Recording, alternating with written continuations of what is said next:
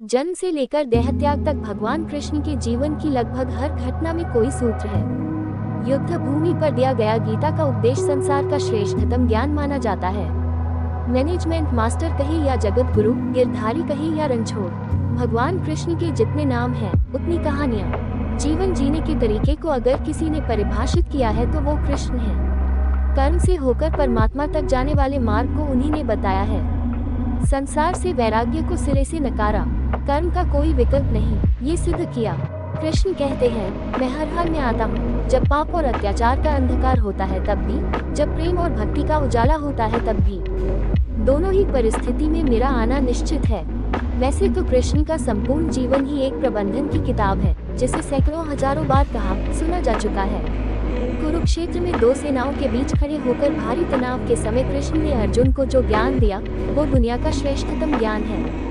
गीता का जन्म युद्ध के मैदान में दो सेनाओं के बीच हुआ।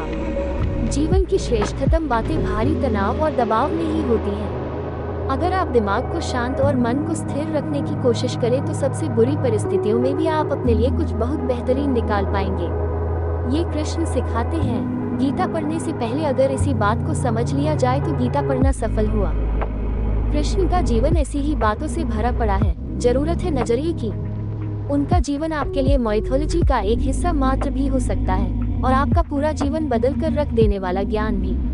आवश्यकता हमारी है, हम उनके जीवन से लेना क्या चाहते हैं। कृष्ण मात्र कथाओं में पढ़ा या सुना जाने वाला पात्र नहीं है, वो चरित्र और व्यवहार में उतारे जाने वाले देवता हैं। कृष्ण से सीखें कैसे जीवन को श्रेष्ठ बनाया जाए। 10 बातें हैं जो अगर व्यवहार में उतार ली तो सफलता निश्चित मिलेगी। शुरू से अंत तक जीवन संघर्ष ही है। कारागृह में जन्मे कृष्ण, पैदा होते ही रात में यमुना पार कर गोकुल ले जाया गया। तीसरे दिन पुतना मारने आ गई। यहाँ से शुरू हुआ संघर्ष देह त्यागने से पहले द्वारिका डुबोने तक रहा। कृष्ण का जीवन कहता है, आप कोई भी हो, संसार में आए हैं तो संघर्ष हमेशा रहेगा। मानव जीवन में आकर परमात्मा भी सांसारिक चुनौतियों से बच नहीं सकता। कृष्ण ने कभी किसी बात की शिकायत नहीं की, हर परिस्थिति को जिया और जीता। कृष्ण कहते हैं, परिस्थितियों से भागो मत, उसके सामने डटकर खड़े हो जाओ, क्योंकि कर्म करना ही मानव जीवन का पहला कर्तव्य है। हम कर्मों से ही परेशानियों से जीत सकते हैं, स्वस्थ शरीर से ही विजय है। कृष्ण का बचपन माखन मिश्री खाते हुए गुजरा। आज भी भोग लगाते हैं हम, लेकिन ये संकेत कुछ और है। आहार अच्छा हो, शुद्ध हो, बल देने वाला हो। बचपन में शरीर को अच्छा आहार मिलेगा तो ही इंसान युवा होकर वीर बनेगा। शरीर को स्वस्थ रखना है तो बचपन से ध्यान देने की जरूरत है। ये पेरेंटिंग के दौर से गुजर रहे युवाओं के लिए बड़ा मैसेज है। अपने बच्चों को ऐसा खाना दें जो उनको बल दे। सिर्फ स्वाद के लिए ही ना खिलाएं, तभी वे बड़े होकर स्वयं को और समाज को सही दिशा में ले जा पाएंगे।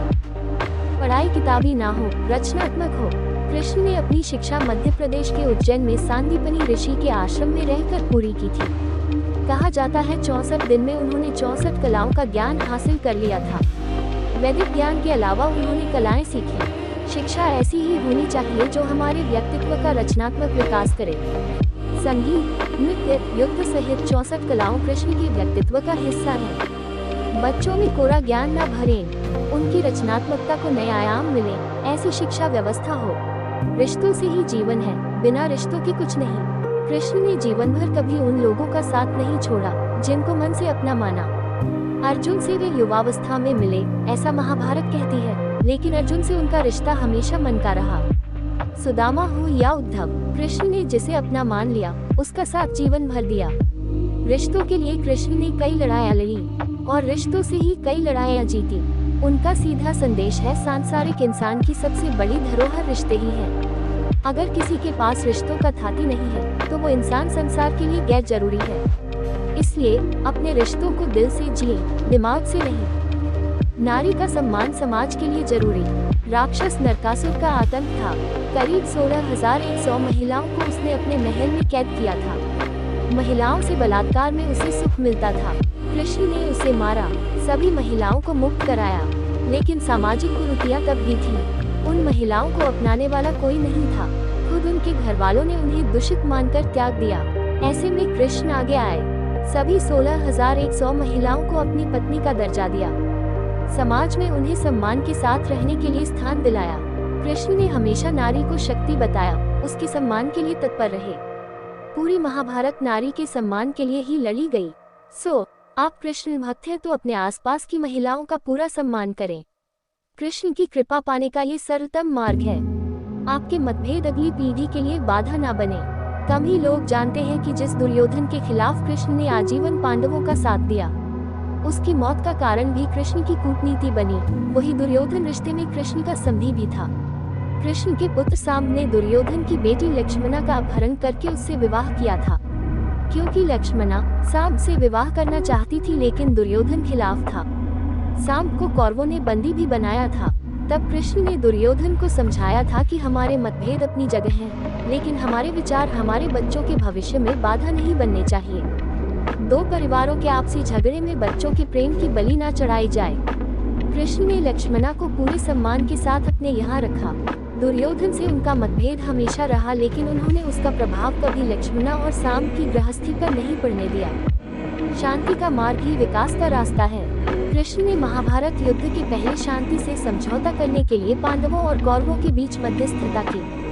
हालांकि दोनों ही पक्ष युद्ध लड़ने के लिए आतुर थे, लेकिन कृष्ण ने हमेशा चाहा कि कैसे भी युद्ध टल जाए। झगड़ों से कभी समस्याओं का समाधान नहीं होता है। शांति के मार्ग पर चलकर ही हम समाज का रचनात्मक विकास कर सकते हैं। कृष्ण ने समाज की शांति से मन की शांति तक दुनिया को ये समझाया कि कोई भी परेशानी तब तक मिट नहीं सकती जब तक वहाँ शांति ना हो। फिर चाहे वो समाज हो या हमारा खुद का मन, शांति से ही सुख मिल सकता है, साधनों से नहीं।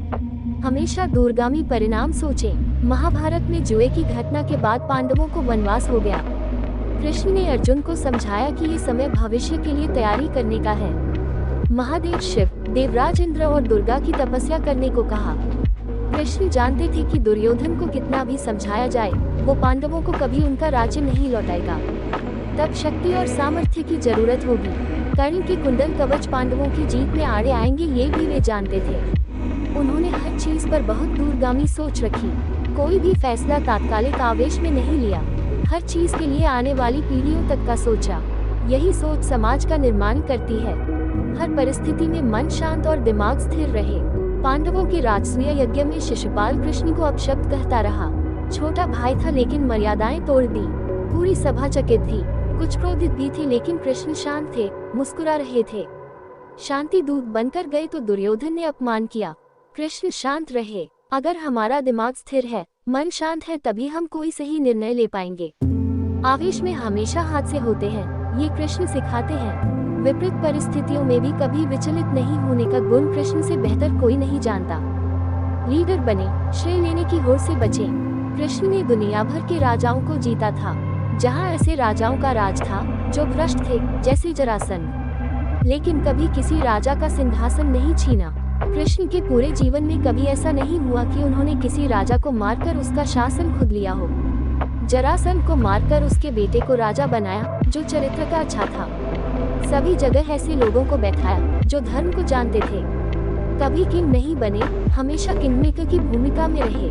महाभारत युद्ध में भी खुद हथियार नहीं उठाया, पूरा युद्ध कूटनीति से लड़ा। पांडवों को सलाह देते रहे, लेकिन जीतने का श्रेय भीम और अर्जुन को दिया।